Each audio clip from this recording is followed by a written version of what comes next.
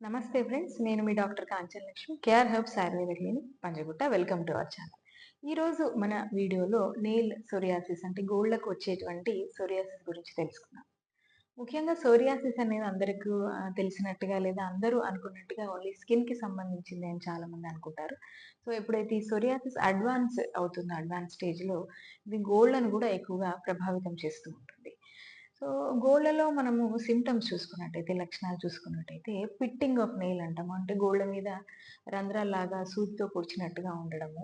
గోళ్ళు చిట్లడం అంటే nail crumbling అంటాం. గోరు మధ్యలో చిట్లినట్టుగా గోరు కట్ అయినట్టుగా అనిపించడము. నెయిల్ కింద ముఖ్యంగా గోళ్ళ కింద ఉండేటువంటి చర్మం దగ్గర గూడా పొలుసుల్లాగా సిల్వరీ ప్యాచెస్ లాగా రావడము. ఆ టిప్స్ ఆఫ్ నెయిల్స్ దగ్గర మనకు ఇచ్చింగ్ లాగా అనిపించడము. సో, ఆయిల్ డ్రాప్ ఫినామినన్ అంటాము. సో, ఆయిల్ స్పాట్ అంటాం. లేదంటే ఏదైతే గోరు నెయిల్ ప్లేట్ ఉంటుందో దాని కింద ఒక ఆయిల్ డ్రాప్ వేసినట్టుగా మనకు చూసేదానికి అట్లా కనిపిస్తుంది గోరు. గోరు కింద ఉండేటువంటి చర్మం ఏదైతే ఉంటుందో అది థిక్ అయిపోవడం, థిక్కెనింగ్ ఆఫ్ స్కిన్ అక్కడ చూస్తాము. ఇంకా గోల్డ్ యొక్క సహజ తత్వం లేదా సహజ కలర్ అనేది సో, ఆ కలర్ అంతా వెళ్ళిపోయి బ్రౌనిష్ ఆర్ యెల్లోయిష్‌గా మనకు కలర్ అనేది కనిపిస్తూ ఉంటుంది. సో, గోరు చిట్లడమే కాకుండా ఇందులో ఉండేటువంటి గోరు కింద ఉండేటువంటి చర్మం కూడా దళసరిగా మాడిపోయి, అక్కడ ఉండేటువంటి చర్మం వల్ల ఇన్ఫెక్షన్ అయ్యి, అక్కడ గోరంతా గూడా పెయిన్‌ఫుల్ కండిషన్ లాగా మనకు ఈ యొక్క నెయిల్ సోరియాసిస్‌లో ముఖ్యంగా కనిపిస్తూ ఉంటుంది. సో, చికిత్స చూసుకున్నట్టయితే నెయిల్ సోరియాసిస్‌కి సెపరేట్ చికిత్స లేకపోయినప్పటికిని ఇది ఎప్పుడైతే సోరియాసిస్ అడ్వాన్స్ అవుతూ ఉంటుందో, ఈ యొక్క నెయిల్ సోరియాసిస్ అనేది పెరగడం అనేది చూస్తున్నాం.